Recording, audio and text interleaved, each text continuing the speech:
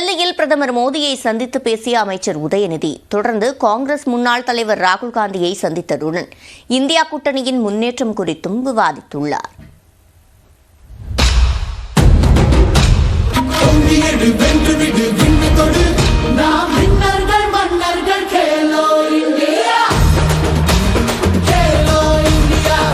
Cricket, hockey தவிர மற்ற விளையாட்டுப் போட்டிகளில் திறமையானவர்களை கண்டறிந்து பயிற்சியளித்து ஒலிம்பிக் உள்ளிட்ட போட்டிகளில் பதக்கங்களை வெல்லச் செய்யும் நோக்கில் கேலோ இந்தியா விளையாட்டுப் போட்டிகள் 2018ஆம் ஆண்டு முதல் நடத்தப்பட்டு வருகின்றன.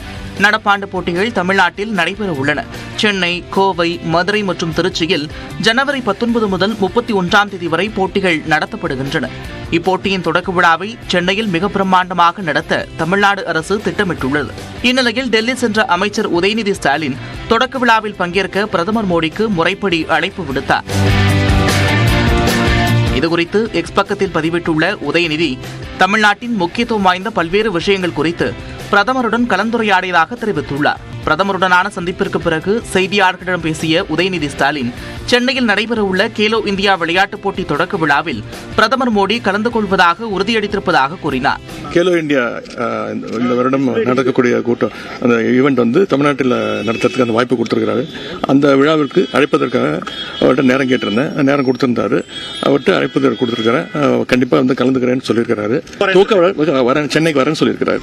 தமிழ்நாட்டின் வெள்ள பாதிப்புகளுக்கு தேசிய பேரிடர் நிவாரண நிதியை உடனடியாக வழங்க வேண்டும் என்று முதலமைச்சர் மு.க.ஸ்டாலின் கேட்டுக் கொண்டதை வலியுறுத்தியிருப்பதாகவும் கூறினார். சென்னை வெள்ளம், தூத்துக்குடி மாவட்டம், நெல்லை மாவட்டம் வெள்ளத்துக்கு பெரிய பாதிப்பு இருக்கிறது. அதுக்கும் நீங்க நிவாரண தொகை முதலமைச்சர் ஏற்கனவே 2 நாள் நீங்க சென்னைக்கு வரும்போது, திருச்சிக்கு வரும்போது முதலமைச்சர் உங்ககிட்ட வேண்டுகோள் வச்சிருக்கிறாரு. அது கொஞ்சம் சீக்கிரம் நிறைவேற்றி கொடுங்கன்னு முதலமைச்சர் ஞாபகப்படுத்த சொன்னேன். கண்டிப்பா பண்ணித்தரேன் அப்படின்னு சொல்லியிருக்கிறாரு. பிரதமருடனான சந்திப்பை தொடர்ந்து மாலையில் காங்கிரஸ் கட்சியின் முன்னாள் தலைவர் ராகுல் காந்தியை அவரது இல்லத்தில் சந்தித்து பேசினார்.